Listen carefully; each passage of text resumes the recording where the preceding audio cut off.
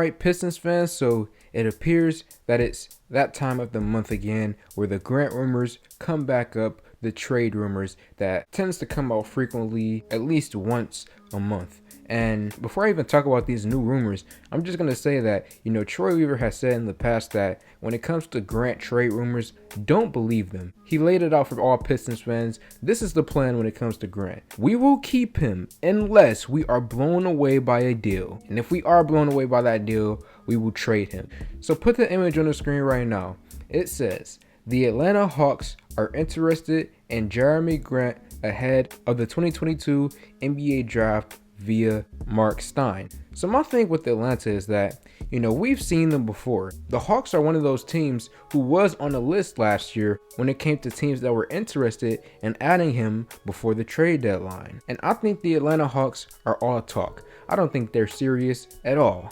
And the reason why I say this is because if they wanted to get Grant, they could have gotten him. But I feel like they wanted to play hardball. And they're not the only team who wanted to do that. You had the Chicago Bulls, who was interested in Grant, but they didn't want to give up Patrick Williams. You have the Portland Trail Blazers, who also wanted to get Grant, who likely didn't want to give up Anthony Simons. And it's the same thing with the Hawks. I don't have any evidence to back this up, but I'm just going to take a wild guess and say they wanted Grant, but they didn't want to give up John Collins or Herter or DeAndre Hunter or picks. I just have a feeling that the Hawks are one of those teams who tried to pull a fast one on the Pistons and gave a bad package and tried to see if they could get Grant. And this is why I kind of understand, why some people say that they don't want to trade Jerami Grant, because why trade him if you're only going to get average to below average players? It just doesn't make sense to me.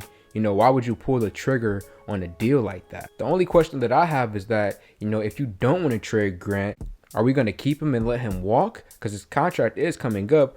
Or are we going to extend him and give him the $100+ million that he is requesting? That's my only question. But I think regardless of which one of those two options the Pistons decide to do, I think they will be much better, honestly, than just giving him up for a backup player who's going to be gone from the Pistons as soon as his contract is up. If I remember correctly, I believe the Lakers offered Kendrick Nunn, Taylor Horton-Tucker, and picks. I think that was their deal. And then something else that I did want to speak on is Saddiq Bey. So we all know that, Saddiq Bey and Jerami Grant, those two guys playing together, it's not necessarily ideal.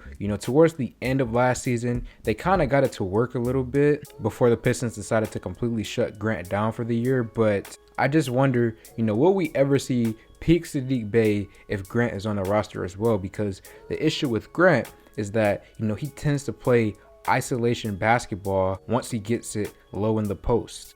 He typically, as soon as he gets the ball, decides to back down his defender and doesn't look to pass it to his open teammates. I just wonder, will we see Saddiq Bey truly develop if we still have Grant on the roster? Because, it's kind of like how the situation was with Blake Griffin. When we had Blake Griffin on the roster, we didn't really get to see peak Jerami Grant. He averaged a lot of points, obviously, but I feel like Grant played much better once Blake was off the roster. But my last and final point about this whole thing is, Grant, he is a veteran, and not just any random veteran like Corey Joseph, for example. He's a veteran who's been in the NBA for a long time. He's played with Paul George, Russell Westbrook. He's been around a winning culture before, and right now he's at the peak of his career. I believe physically and skill-wise, Grant is the best that he's ever been so far. And it is always good to have veterans on your roster.